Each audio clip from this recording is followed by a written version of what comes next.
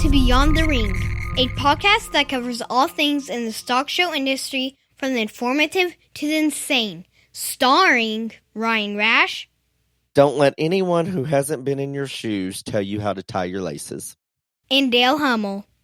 A black eye is better than a blind eye. Now on with the show. Welcome to Beyond the Ring. This is Dale Hummel, along with co-star Ryan Rash. Hello, hello, hello. Hey, Ryan, it looks like we have something convenient popping up on the horizon to bail Joe out of his crisis mode. What? Omicron? Look, I told you this already privately, and I'm just going to tell all you people.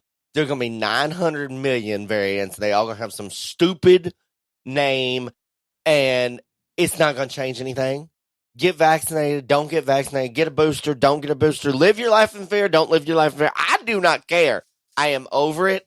I'm not listening to it, and I'm going to do what the gay wants to do regardless. So, yeah. I think Delta, Mu, Sigma, Tau, Phi, Epsilon, I do not care. And that is over it. That is a great approach, but you know what the media is going to do this and how they're going to They ain't going to do jack shit in Texas. We're in an election year, and Abbott ain't going to do nothing. No, nothing. You're not going to change. What I'm saying is the media is going to refocus all the crap that's going on. And it's going to come onto this. And in general, and you're right, Ryan, there's going to be more of these. In general, it's the nature of a virus to survive. And oftentimes they mutate in order to survive. This is how it works.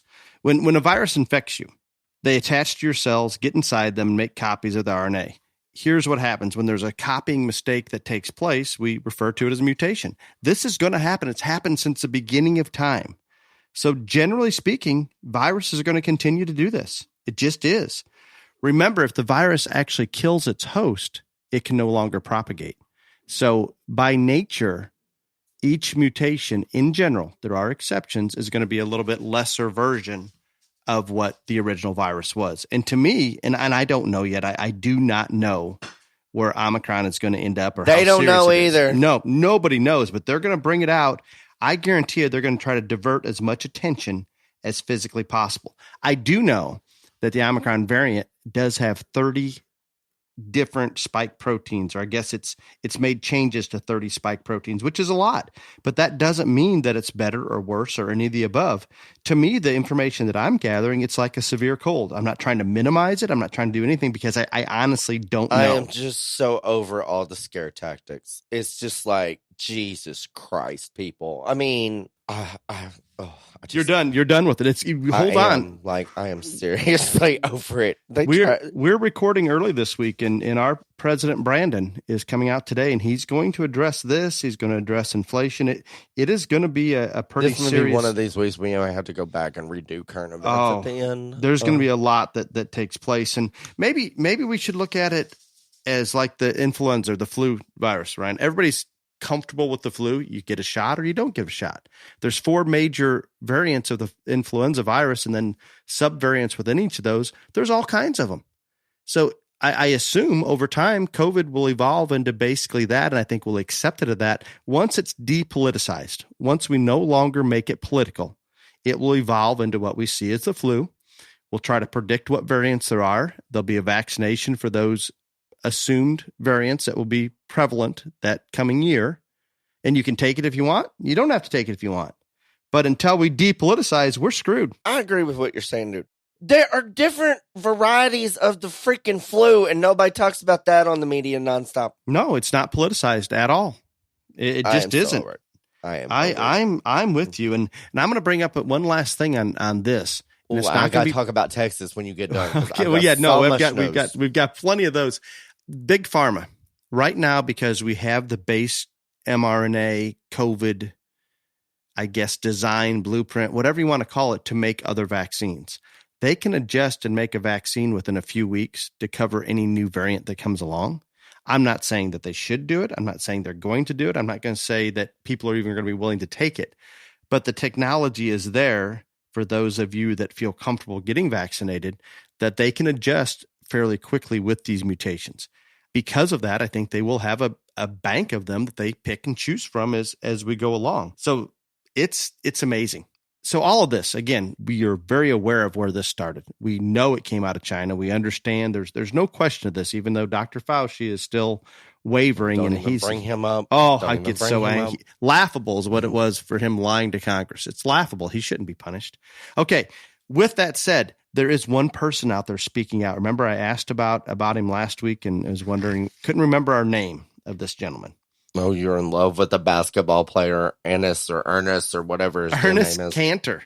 And you know what? This week, Ryan, he's becoming a legal citizen, and he went through the real legal process. He did not walk across the southern border. So did Melania Trump, and nobody gives a shit. No, that doesn't matter.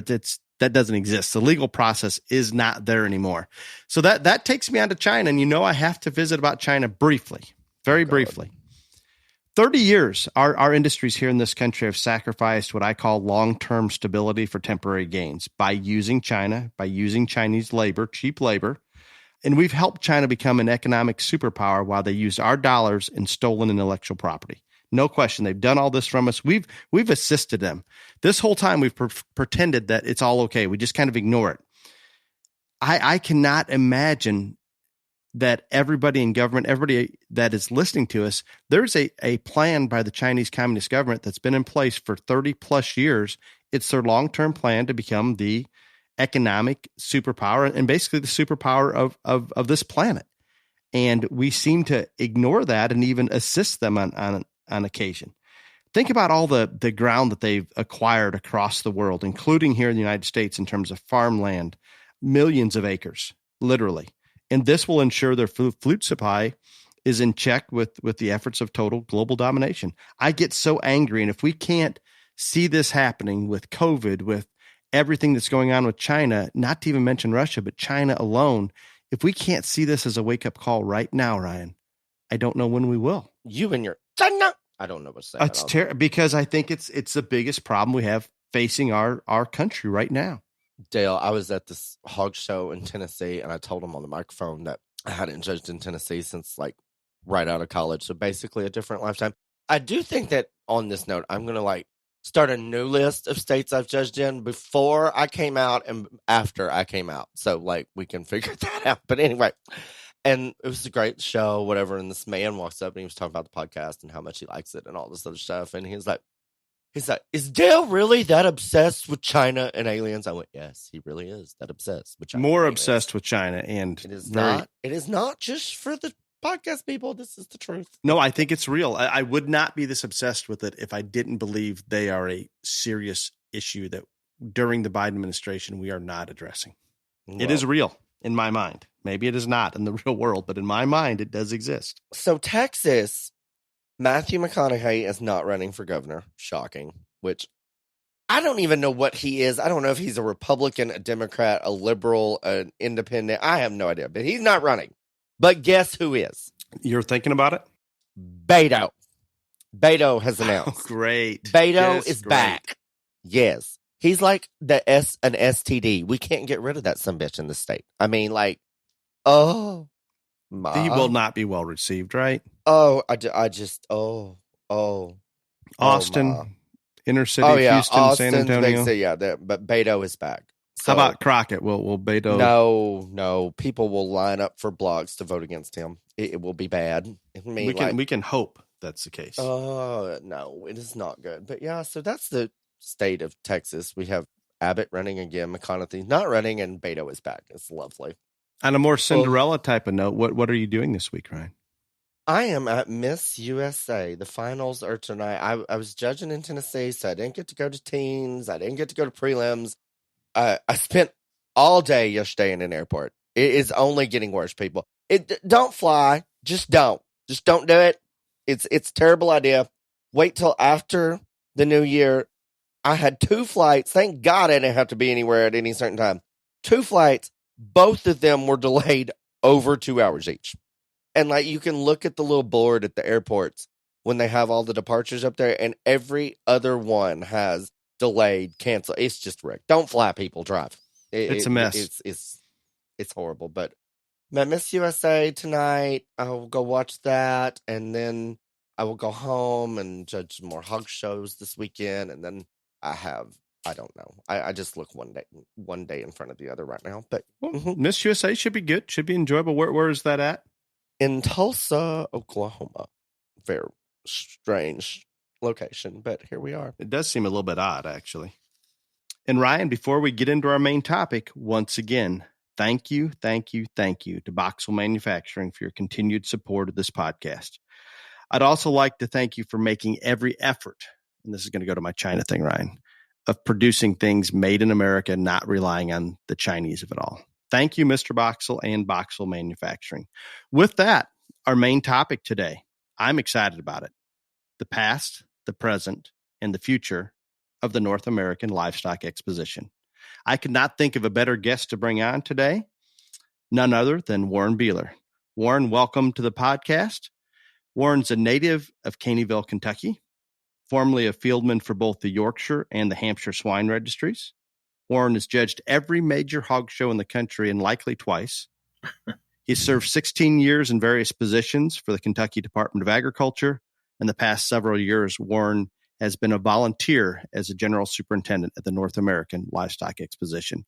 Warren, we're going to talk a lot about the North American, and we're excited to have you. Thank you for coming on. Well, thank you, Dale and Ryan. I appreciate you all, and hey, congratulations too. I seen the daughter in the champion drive and the goat show, and Ryan helping us with the judging contest. That's what makes the world go round. So we're very thankful that we had a very successful North American this time, and particularly with all the challenges that COVID kind of threw at us. I think we come through it okay. I think so too. And for those listeners out there, and I think everybody's familiar with the North American. If they haven't been there, they're certainly familiar with the prestige that it carries and everything that's going on. And just a little bit of back history for some that may not realize this.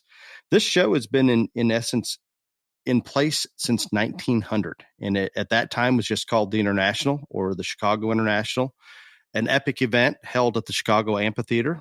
Warren, my older siblings actually had a chance to show market animals there at the International. I was too young to be able to show, and I can't honestly remember it very well, but I do have some pictures, and it was a pretty special event. Do you have any knowledge, or were you able to attend that one? I never was. This was the 48th year that's been in Louisville, and we did. I tell you, we lost one of the special people who was instrumental in getting the Chicago International to North America. That was Jack Ragsdale, and we had a ceremony in the middle of the pavilion, right in the cattle barn, with cattle walking through us, honoring Jack. And he was terrific, and he served basically as the chairman of the executive committee for forever and ever. And then along with him and Harold Workman, I remember when we very first got to North American here. We were in a house trailer out back of the fairgrounds there, and that Harold and David Snyder were in, and it has grown, and I mean, it's amazing what it's grown into. And that would have been 1974, 75, somewhere in that range, I think, when it that came sounds to right. Louisville. I know this year was number 48. We're already looking ahead at what we're going to do in the big 50 comes around. Well, excellent. I know that this year with the judging contest, and Warren, I guess, and I could do this later, but I wanted to personally thank you. Anytime that there was an issue, and we provided some classes for the judging contest, and Ryan assisted as an official, but anytime there's an issue, you're basically the person to call to get those things rectified. I cannot imagine how many things you're juggling during that event, Warren, but I can assure you from our perspective and the outside looking in, it makes a difference. And I'm sure you're wore out at the end of that event, but it sure makes a big difference. Warren, tell us a little bit about just the logistics of trying to get animals moved out, areas cleaned up, pins set up during the time that we're going through right now. We're so blessed that for some reason we got family after family after family that comes. And I think part of it is the tradition of the old International, plus the fact of the green shavings of the North American make it very special, make it very much a traditional thing. I have families coming to me and saying, my daughter just lives for this show. And whatever we're doing, we need to keep doing and keep doing it right. I do continue to tell the staff at the fairgrounds, we can't look at it from a staff standpoint. We have to look at it from an exhibitor standpoint. What can we do better to be more accommodating? Part of it's the reason they come. All these families come and they lose money, but it's a family vacation. So what can we do to be more accommodating and help this thing? This thing has grown tremendously. This year we had we were up on almost everything except dairy goats. Over 3,000 head of dairy cattle. Dairy goats were down a little bit. They raised the entry fee there, but I think they'll come back. Hogs were nearly 2,000 entries. Sheep, 9,000 entries. 2,700 of that 9,000 was market lambs and commercial ewes. Beef cattle, 5,300. 1,400 junior cattle checked in. Goats, 2,254. That's market and breeding together, and 139 llamas. So we're very fortunate. The deal with this thing is the logistics of getting it all done and organized. It's an organizational deal. It's an organizational nightmare when it comes down to this door open, that door open, this trash can move, this, the whole thing. And that's what things really get. When I started getting calls is when little things become big because you don't get them done. And hopefully nobody noticed any of it, but it is. I mean, what the biggest concern we've got is basically labor situation. I know several times we got two rock stars at the fairgrounds, Kevin McCoy and Bill Murray, the two guys over operations. And I mean, they couldn't be any better than what they are. I seen both of them. Kevin McCoy in a big a loader trying to clean up between the dairy show and the rodeo, and then Bill Murray worked 30 hours straight trying to get the market lamb C cleaned up to get ready for the goats to come in. And that's not their job, but that's what they're having to do. So I don't know what the secret is. They went down one morning to ask, do a temp service for 30 people, and they got two. And how do you do it? I'm suggesting maybe we go to basically contracting with booster groups. The baseball club, the basketball club, the FFA, whatever, and they'll send you a bunch of kids, and I'd pay them and I'd give them rodeo tickets. I'd figure out some way where we can cover this gap in terms of labor. And it's hard to find people who want to clean trash cans and want to pooper scoopers. We had one FFA group this time, Seneca FFA, which is right there in Jefferson County, Louisville area. And they came and there were pooper scoopers during the dairy show, and they did the best job that we've ever had done. So I'm even more so. So labor from the standpoint of getting things done is terrible to try to find right now, because everybody in their mother's got a sign out wanting to hire you, And so we're a little bit behind the eight ball. But one thing I've learned is that it's okay not to know everything. And any suggestions any of your listeners have, or you and Ryan have, or any of you have, to make it better, that's why I'm there. I'm there. I love the place. I raised my kids there. I mean, you had your kids there. It is very much a family event. And what I really want to see is, I want to see us be done showing by 6:00, so the kids can be in the pool at 6:15. That kind of thing is things we have to look at through the exhibitor's eyes as folks. So I'm rambling a little bit, but that's, I think, some of the concerns we have in terms of logistically getting it done is how do we keep it neat and clean? How do we change over and get it done in those areas? And I've got a bunch of stuff in terms of unloading and things that I think I'd like to share with your folks and see what they think. I think that you really touched on something, or two things particularly. Again, I can remember I was 8 years old the first time I ever went to the North American, and I walked into Freedom Hall, and I was just a little kid from Texas, didn't know what to expect, and I saw those green shavings and that organ music, and I was in. I was like, this is it. This is what it's all about right here. And I went I've been every single year, whether showing, watching, etc. since, and it is just such a magical place, and it's just very, very different and very unique than all the other shows, and just such a cool history, not only in the 48 years there at Louisville, but the backstory with Chicago, all of that wraps into it. But and with any show of any size, there are challenges, and that's just how it is. And when you're talking about 9,000 sheep and 2,000 hogs, all that, of course there's going to be problems. And just like you said, I travel as much as anybody I know, and for over a year now, there's not a place that I go into, whether it's a gas station, a hotel, a restaurant, a bar, anything, that does not have a help wanted sign out there. It is all across this country, and I don't know how we're going to fix that part of it, but I do understand that makes it more of a challenge for not only the North American but all shows. And while y'all did a great job filling that void and addressing that, we as exhibitors or spectators or people displaying animals at that show, we're just going to have to be a little more understanding about that as well, because it's not something that y'all want to have or a problem you want to have, and you're doing everything you can to fix it and correct it. But that's just a problem in our country right now, period. Yeah, right. It is. It's a magical show and place. But I mean, we can whine about the labor situation, but simply fact, we need to look for solutions.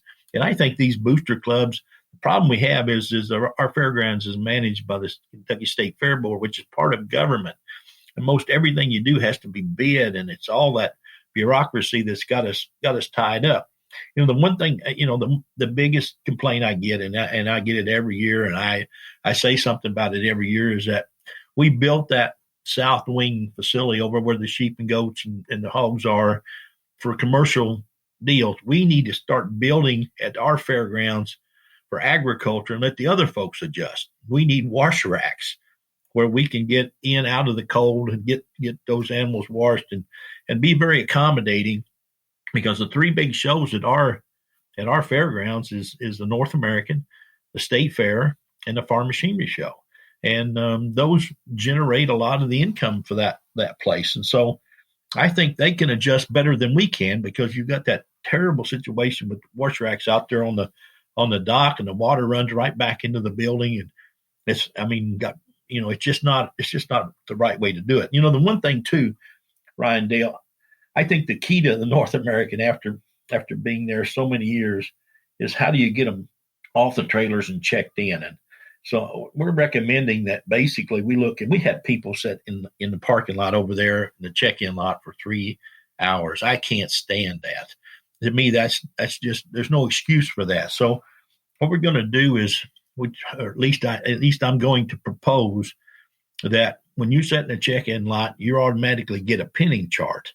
And that pinning chart tells you where you're at. So basically in the vicinity. We had people who basically were all on one end of the deal, had to take their tack and everything to the other end. You can't have that. You can't have that. And then we've got all those dang loading chutes out, or loading docks out there for semis, and we've only got a few ramps. Well, Kevin McCoy came up with the idea, let's build some loading chutes and back those trailers right up to within a foot or two of that loading chute, walk them and use those docks so we can unload 12, 15 more trailers at a time and get people in. People calm down and start to enjoy the North American once they get through the check-in process. And then when it's time to go, it's time to go. And that's I think one of the things that we can sure do that. And suggestions, I'm wide open to how to make it better, because getting in and getting out are part of the success of the North American, and people get in and get calmed down and enjoy the show. Warren, I love your big picture on this, trying to talk about we should have everything done by 6, and that could be some family time. And a lot of families, that is their vacation. They don't go anywhere else. They go to stock shows. And that's what they're using their vacation time from work or whatever it may be to go to those shows. And we have an increasing more difficulty getting kids out of school for any length of time for anything, even to go to stock shows. And I'm with you. I think anything you can do that makes that more family friendly, whether it's unloading more smoothly, getting those chutes for those docks, all of those things are going to contribute. And you said one thing there, Warren. I think once people get unloaded and settled in and positioned, they breathe a little easier. And that is not just at Louisville, but that's everywhere. And Ryan, you could attest. How long do you sit in line at some of the Texas majors? I was fixing to say 3 hours is nothing. No, I mean, Warren, I appreciate you wanting to shorten it, but I'm all for it. But like, we line up overnight. I mean, I think probably 10 hours would probably be an average at like getting into a Texas major. And so, yeah. Well, and again, I love the fact that y'all want to make it better and quicker and more efficient, and y'all are even got ideas already how to do it. But and if you're from Texas, 3 hours is nothing. I know. I appreciate that, but to Warren Beeler, 3 hours is a long time, and and I want to be as accommodating, in any suggestions that we can have. I mean, it's just, and it is. I mean, people calm down, and they, particularly, I think, Dale and Ryan, the newcomers are a little bit intimidated by the building and the place and the tradition that we've talked about. And so, especially for them to get in and get checked in. I mean, little things like we were short of pens 3 years ago, and his family drove all the way from Texas and had Dorpers, and they put them in cattle pens. Of course, they were going out underneath. And so I ended up getting gates and stuff to help them. And I mean, they were just shot, had 3 little bitty girls. And I'll never forget that. And, I think that's part. I mean, I'm raising my kids just like what you're all talking about, right there in that barn. And the idea is we wanted to be at the swimming hole at 6 o'clock. That was part of the that was our vacation, and it is. We see so many families, and particularly in the hog show and the goat show and the market lamb show, or the junior shows, even the heifer show, we're having a family vacation, and part of that vacation is getting to the pool on time, that part of it. So I don't know. I mean, the thing is how do we accommodate? I tell you what we're thinking, and you all tell me. We're thinking it's time for 2 rings and 2 judges, maybe in the market lambs and showmanship and in the hogs. The hog deal, one night the gilt show went to 11 o'clock. You can't do that. That's not something we need to be doing. So if we put showmanship possibly on a Friday afternoon and had 2 judges, had the gilt show on Saturday with 2 judges, and then maybe the market hogs. And then on the gilts, we do purebreds and crosses, cross from each other. And then market hogs on Sunday. And I allow that. Think about that. We usually hold them till Monday, but a lot of people don't show crosses because they got to get back to school. So if we could be done on Sunday, from a labor standpoint, that gives us an extra day to clean up the hog part of it for the breeding sheep part. So we're considering that in all the barns, and I think we're to the point growth wise enough to maybe that is time to do that. What's your thinking? Any show the size of y'all's hog show and market lamb show, it and again, like you said, it went to 11, but I have a reputation for being very quick, very efficient, but when you just go through that many, it's just going to take a while. And so, that 2-man, 2-sorter system, however you want to call it, has worked for all those other big ones. And so that's probably a step in the right direction. We all are aware that the prestige, the green shavings, and I'm like Ryan, when I first went there and saw those shavings and that organ was playing, those things resonate, and it's all there. The fact that you're willing to adapt to the increasing participation, the number of families coming from across the country, I think anything you can do to maybe separate that out and or condense down and be done earlier in the evening, I think all those things are good. And just the fact that you're open to the idea of switching that up, and I see no reason at all you couldn't bring 2 judges in or have a 2-judge system, whether it be showmanship or the market lambs or the actual market hog show. Any of those shows that have those kind of numbers, I think it's going to be more conducive and more family friendly. And I certainly would not see any opposition to anything like that. Yeah, I know there's certain times that the 2-judge system does not line up very well. I've been involved in those over the years, but you still end up with a good product, and that's what it's all about. I mean, I love the idea that we've gone to a top 5 in those deals and recognizing more kids, because just to sure as we get bigger and bigger, we sold 36 gilts in that gilt sale there. The second year averaged 4,200 with a top of 44,000 in it. Now, do you think we're going to get more gilts? We're sure going to get more gilts. So we're considering possibly moving the llamas to the other end with the dairy goats, or maybe both of those into the east wing where we can have both A and B for the hogs. And because we think it's coming, we see that.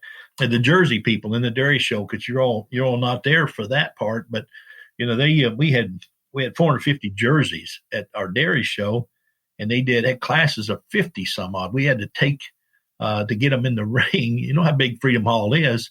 We had to take the makeup ring to get them head to tail all the way around. So we're thinking, and it's a long, long day for that judge, particularly starting on heifers, and then by the time he gets to the cows, it's 6 o'clock at night when we start him at 7:30 in the morning. So we're talking about splitting and maybe having the jerseys, and Jersey board's got to decide. But we could maybe do the jerseys the morning before the Jersey Jug. Have you ever seen the Jersey Jug? I have not. I have not either. It is showtime, my friends. I'm talking about spotlighting in the best cows in the breed, and it is a glamorous kind of a dairy show, but the idea is we could save our judges a little bit and keep them a little fresher by doing the Jersey heifers on one day and then the dink. So it's the logistical part of moving stuff around is scary, I think, particularly to the staff there. But it's stuff we got to look at, because if we're going to continue to grow, and we're not going to, the last thing in the world you want to do is limit anybody from coming. And we got the facility that can accommodate.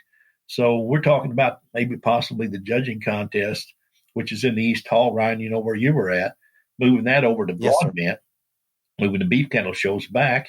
We put the junior college folks at a terrible disadvantage because we allow the people to take their animals home after their breed show. Well, then junior college on Wednesday is limited on how many they have available to them. So would junior college be combined with senior college on Monday and use those classes? And I know it's a national show and they want their own identity, and I understand that. But it's one of those things we're talking about and looking at, and that won't be our decision. That'll be those colleges committee's decision. But just there's so many things we're trying to do that would make the thing more accommodating and better for all the way around. The idea is make it accommodating, but at the same time, keep the quality, keep the same kind of special place that we've got there for people to come to. So I keep telling them every day, every family that comes loses money, and then they bring their friends the next year, and we got to figure out what we're doing right and not mess that up as we tweak this thing. There's been a lot of things going right because your numbers continue to increase. And Warren, I'm gonna throw another one out there, and I think maybe the basis for why we're continuing to see the increase in numbers at Louisville and other shows. But think back towards that first year at Louisville and think about the evolution. We had a lot of open shows, and Louisville's still a huge open cattle show and open breeding sheep show. But think about the numbers that have grown in these junior areas, whether it's the breeding heifers or the market area animals, whatever it may be. But it seems as though the junior participation continues to grow. And we've almost evolved from using this particular event, the show ring, as a place to set trends for the commercial world or set examples and allow people to come together and look at different genetics. That's still happening. But it seems as though we've really evolved into making this a place to raise our kids. Right. And I think what you're talking about is evolving into something that even does it better yet. I think the whole world has figured out that this junior livestock program makes good kids. It makes responsible young adults. I'm on my third generation of judging folks, and I don't do a lot anymore, but I still enjoy it as much as ever. The idea is that things have changed. It used to be when you went to the barn back in those early days, everybody there was a livestock person. That's not the case anymore. We've got families who are just raising their kids utilizing the junior livestock program, and that's a great thing for us and for where would the purebred industry be in most of these species, particularly the swine and the sheep, without these shows. It's just absolutely changed. I mean, I as an old fieldman back in 1977, I was working 200 hog sales a year and traveling 3 times a month. I mean, it was wide open commercial business. Now it's a show pig business. It's completely different. But I don't think the thing about trying to make good kids do it. You can buy them a ball glove, you can buy all these other things, but when you give them, get them an animal and have responsibility. And I think what we've done, we've glorified. I remember, Ryan, days when you couldn't find a showmanship contest in Texas. And now, I mean, it is, there's 2 shows. You show your animal and you basically show how well you show the animal. And that's how this thing is whole changed. It's wonderful. And again, for us at the North American, how do we be more accommodating?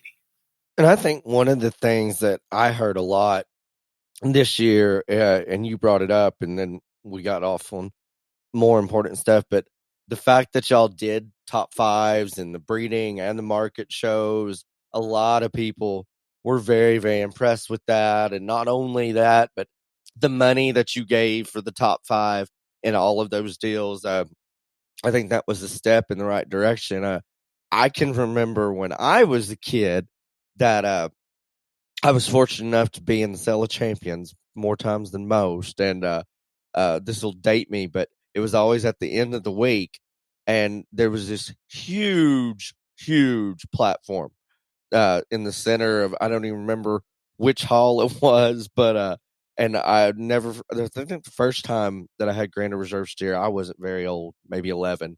And I had to walk that steer up on that ramp. And I mean, this platform was tall, and all these people sitting down on the ground. I was like, oh, and it's dark, and there was a spotlight. I was like, oh, please don't jump off here and kill somebody, big boy. But so I mean, in talking about evolving and changing, while y'all don't have that Sale of Champions anymore, you're benefiting more kids by giving more money to the top 5 and making that possible and recognizing more. So I think that's one of the things that keeps the North American relevant and the numbers growing, is that you are one of the few that are very good at adapting and changing and evolving. And so, but Ryan, that it was really a big step to not have the Sale of Champions. I mean, we, as part of the tradition, North America, people don't really realize this, but back when we first started the thing many years ago, we had an up and coming singer at the Sale of Champions. His name was George Strait. Yes, you did. Yep. You remember that? You had several. Brad Paisley was there one year that I was in the Sale of Champions. I mean, y'all had big names. Yeah, I mean, big names. It was wonderful, but the problem we got into is that attendance just kept getting lower and lower, and then we were basically requiring kids to come all the way back, sometime from Texas and California and places. And we thought, well, this thing, and it just seemed better to be able to recognize those kids, Johnny on the spot, do a top 5, and that would be better for everyone around. Even though we hated to give up, that Sale of Champions, but it had gotten to the point where the attendance wasn't there, particularly once we started basically having to let people go home after they show because of space. Then we really didn't have a crowd. And so I appreciated it. I appreciated it being at the end of the week because I got to skip school all week when I got in there. But I realized that most people didn't probably get to do that. But yeah, your mama was way too good to you, bud. I'm telling you right now. I agree with that completely. Well, Warren, it sounds like you're on a good path, and I think the openness to take suggestions, and I can't thank you enough for what you do there at the North American, and I witness it every year, and especially this year. I mean, you took care of any of those issues that I can't imagine are just never ending that your entire time at Louisville. But with the North Americans' willingness to come out and make those changes and recognize maybe how the industry is evolving and evolve with it, it's going to continue to be one of the most spectacular events there is in this industry. No question. And again, for all of you people out here that maybe never met this gentleman that we're talking to here, you cannot go into a single barn at the North American, and if anything needs to be done, Warren Beeler is the person that they call. And it doesn't matter what species. Everyone knows that he can get it done and has and will.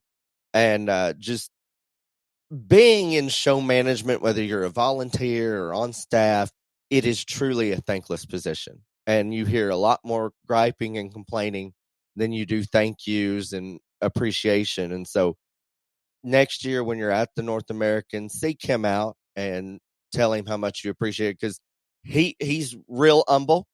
But I promise you, I've witnessed over the past couple of years even more than ever, because I have been involved in being an official in the livestock judging contest side of it. The things that he gets done at that show, it's just remarkable. And without him, it truly wouldn't happen. And Warren, it seems like you're almost, when I think about the bigger picture, because of your involvement at the ground level and bringing your kids through this, you're kind of the exhibitor spokesperson. And when we need something, unfortunately for you, you're the person that we go to. But it seems like you handle it well, you run with it. And Ryan hit on it. The superintendents there, and I don't know all the superintendents, but it is thankless, and I'm sure some volunteers, some maybe get paid a minimal amount. Even our goat superintendent, probably as friendly and as accommodating as I've ever had at any show. And I know there's always questions whether or not the superintendents are going to be able to find the time to come back. And there's a lot of headaches, and there's exhibitors who get cranky and all those things you have to deal with. But let's stop and take a deep breath as exhibitors and remember, most of these people in these positions, even with Warren in the position there to do what he does at the North American, they're there to try to help you. So let's return the favor. And I've seen it a lot. Warren, you mentioned real briefly there that the setup time between, I believe, the sheep going out and the goats coming in, there were some exhibitors that grabbed a hold of tar paper and rolled it out. I mean, everybody, when needed, you jump in and you do it. And this is all for us. So let's all come together and go the right direction. I appreciate your all's comments. And man, I love the place. I mean, I absolutely love it. And I love the people. And they know I love them, and they love me back for the most part. You know, I get chewed on. But typically the ones that chew on me have got a point to make, and that maybe there's something where we did something wrong or we needed to change something. So I'm my hide's pretty thick, you know, when it comes to that kind of stuff. I just, you know, it's one of those deals where I wouldn't take pay if they gave it to me, because I'm not there for that reason. I'm there because I know that basically what the tradition is, what Harold Workman and David Snyder and Jack Ragsdale and all those, Bob Hall and all those guys built, and we don't want to let it slip. Matter of fact, we want to make it even better as we get into it. I'm just I'm proud to be a part of it. It will kill you now. 13, 14, 16 days, whatever it was, from 5:30 in the morning till 8 or 9 o'clock at night is tiresome. But I tell the superintendents, I tell the interns, I tell everybody, you're going to get the same question 50 times. You need to answer it with the same smile and deal, because part of the reason I think they come to the North America is what you talked about, is that basically hospitality of Kentucky and are welcoming me. I'm kind of the glorified Walmart greeter for the North American, to be very honest with you. If I say it once, I say it 50 times a day. Gosh, we're sure glad you're here. Thank you for coming. You know, and we mean it, and I mean it. I mean, you know, I do.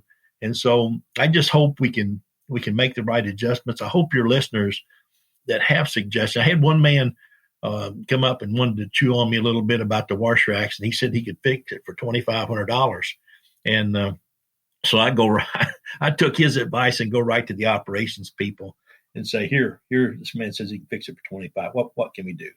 And so you're right. I never thought about being kind of the spokesperson for the exhibitors, but I am. I think you look at the show from an exhibitor standpoint, not from a staff. Don't make it easy for the staff. Make it easy for the exhibitor, and they'll come and support and enjoy and ultimately in the end, you know, I think basically about the junior shows, we just in the process of making good young people. And I probably hugged deal. I had one situation where I guess the kids were playing cornhole back of the bleachers, and then it's during the llama show, and the llama superintendent calls me, and so I have to go over, and it's one of my favorite families in the whole world, the Rodaballs. And I come up to them, and they're hugging me and loving me. I said, I'm coming as the cornhole police. What I want you to do is when they're showing the llamas, park the cornhole. When they're not showing them, catch back up, play as fast as you can. And that's what we're all about. I mean, they, so many wonderful families, and I'm a stickler. I want to get things done by 6:00 so we can enjoy family. Well, Warren, thank you so much for coming on. It is appreciated, not just what you do by coming on the podcast, but what you put in for those 13, 14, 15 days down there and what you've done for years for the livestock industry. Thank you. Thank you so much, guys. I appreciate you, and I'm amazed at what you're getting done here on this podcast. I think that's a tribute to both of you and what in the big stick that you carry within the agriculture industry. So thanks for letting me be part. Ryan, are you ready? I'm always ready. It is question and answer. I'm going to make the first one easy, drop dead easy for you, because we're getting more question and answers that people are not afraid to just say it how it is. But this first one, there is no controversy about it whatsoever. This one comes from Sadie. Are you sure you're ready? Yep. How does someone become a livestock judge?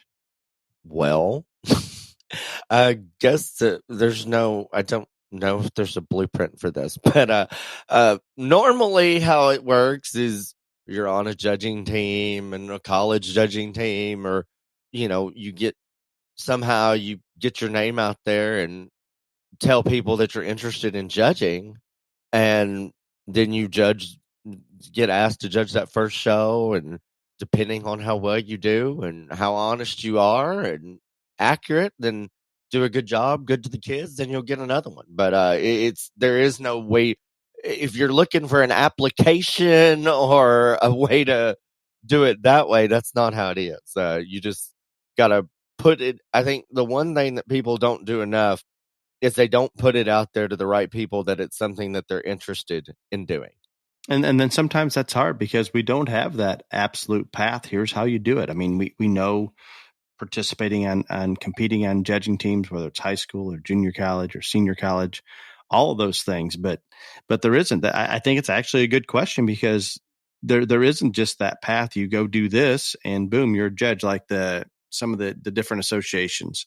Not that I necessarily agree with it, but like the ABGA, the Goat Association, they go through a certification process and then you're on that list. Again, I don't know that that's the ideal process because it's very subjective who's teaching that week and so forth. But no, there isn't a clear path. But I think, Ryan, you're right. Just make sure that you make yourself available. And when you do get those first few shows, don't say no. Get out there, judge those county or local shows and pay attention to the youth and take it as a responsibility. And if you take that as a responsibility and give everything you've got, hopefully you'll get those calls to do more. I mean, it's definitely a process that like you're going to have to pay your dues. I mean, I'm still paying my dues. So it's not one of those things that you just wake up and say, hey, I've got talent, I've got ability, I want to be a livestock judge and big national show calls you.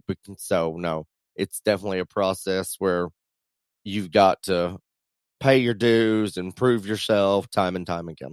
Excellent. Hopefully, Sadie, that helps you out, at least getting that question answered and giving you some guidance on that. The next one, Ryan, comes from, I think maybe stems from our Indiana families that are speaking up and speaking out a little bit. I'm not sure where this person's from, but Kirby has a question. Everyone knows it's happening. We see lambs winning jackpots, state fairs, and national level shows with butts that look like they belong on a hog. There's no question that these lambs are being unethically altered. Is there an effective way to test for this? I feel people should be penalized for this because it's not teaching our youth to be ethical. I think a lot of this is stemming from everybody speaking up in Indiana this summer, Ryan, because we get question after question on this. Right. And I'm probably going to get on a little bit of a rant here. And I normally don't do this. And this question is valid. And how do you fix it? How do you change it, not sure. But the one thing that I do know is everybody keeps sending in these questions about this and other stuff. And that's great. And we'll continue to answer them, and we'll continue to speak out on all of the things that are wrong in this deal and need to be changed, even though the positive far outweighs the negative. But we can't do it alone. It's going to take all of you people sending the questions, talking about it amongst yourselves. You got to go and you've got to talk to the people that run the shows and tell them your concerns. Tell them that you're angry. Speak up to them, because us on a podcast every week, we're doing good and we know we're affecting change, but that's not going to do it. It takes everybody. And when I mean we can't do it alone, I mean that until all of you that have concerns like this about unethical practices and all this other stuff, until you all go and talk to the people that run those big shows and say, hey, this needs to be addressed. We're sick and tired of it. We're not going to put up with it anymore. Like the question last week of judges using their own animals or their family's animals, all that. Until y'all all go and do that, me and Dale sitting here on the podcast can't do it alone. So there you go. Excellent answer, Ryan. And I think that's exactly how it needs to be addressed. And, I'm even going to stick up a little bit when I think about what went on in Indiana, because I've never seen such an outcry from families saying we've had enough, and they're actually speaking up. And I think they're implementing change. I know the state fair, they've gotten their attention. I know the Indiana extension, they have gotten their attention very clearly. And you know what? There is a sad part to it is I'm not sure how we got to this point, but because we weren't willing to self-regulate as an industry, now it falls on the heels of, for example, in Indiana, the extension and the state fair. And I guess they're running the show, sponsoring the show, allowing the show to happen, whatever you want to call it. So now we're throwing it back on them to fix an issue that maybe we should have spoke up and tried to take care of this issue from within. When that doesn't work, I guess that's the next option. So it's not easy, people. And I promise you that Ryan and I would love a perfect world in our show industry as much as anybody out there. And we're always happy we're not going to turn away a question. We have more than we can put on sometimes, but if there's a bunch of questions that come in on one topic, you can be assured it's going to get thrown in here into that question and answer. And Ryan and I are going to do our best to answer those questions. But I can't emphasize enough that it has to come from the ground swell, the ground support, talking to your show officials, talk to your breeders, talk to those brokers. Maybe if we do all of those things and speak with whether we attend that show or we purchase from this broker or that broker or whatever we can do to make ourselves heard, I think is our best solution. So excellent response in my opinion, Ryan. The next one comes from Emily. What is the difference between muscle and fat? An animal that has muscle looks more fat to me. Huh? What is, I love this question. I first read it, same response you had, and then I thought about it. Ryan, I think that this is a legitimate question. What's the difference between muscle and fat? When we want to get animals to look thicker, what do we do in the show world sometimes? I'm going to let you handle this because I just... Go ahead. Well, there's an obvious biological difference between muscle and fat, but that was the question. Yeah, I mean that is in itself. But I do believe that in some situations, in order to make these animals more massive, we simply get them fat. And I think maybe that's where the confusion's coming from, Emily. If you watch a show and maybe you have a judge out there that's not concerned with how fat they are, and they're talking about how thick and stout and powerful they are, but a lot of that's fat. If we were to peel that off of them, they might look a little narrow and just a little different than maybe they do with all that fat on them. So biologically speaking, Emily, it's very simple, the difference between muscle and fat. And I assume you're aware of that. But from a standpoint of making that animal look the part by putting a little fat, or we call bloom on them, I think there's nothing wrong with that as long as we don't go to the excessive levels. But because of feeding and managing and hair and everything else that comes into play, it's becoming more difficult because people are very, very good at it. And that's part of the art, I guess, of feeding them is let's do what we can to make them look the part. And at this point, the fatter animals, not just here, but in other countries as well, especially in the cattle ring right now, are being more readily accepted, I guess. There's definitely judges that will talk about them being a little fatter than they want to be, but occasionally it's just part of it. It's kind of one of those things, whether you call it a trend or not, that's a little more accepted. And it does get a little confusing because if you take an animal out there, it's a little skinny, you may not look as stout. You may not look as thick, even though the real muscle is probably similar. Is that close enough, Ryan? Sure. You don't like those simple questions like that one. Okay. Yeah, whatever. Ryan, I thought it was good today to bring Warren on. And again, I was not completely aware of whether he's paid, whether he's not paid, but he's there every day from morning until night. And I don't know how many times I had made a call or shot a text to him to try to get something that we needed to get in and out of the fairgrounds, to provide judging classes or whatever it may be. Think about the compounded hundreds of texts and calls he gets during that event to do those things. Because as you mentioned, he was the go-to person, and in just about anything an exhibitor needs, Warren can usually get it done if it makes sense. And for him to take the time today to come on the podcast, it is appreciated. Ryan, as usual, I appreciate your comments. I hope you have a good night at Miss USA. And until next week, be safe. Y'all come back now, you hear?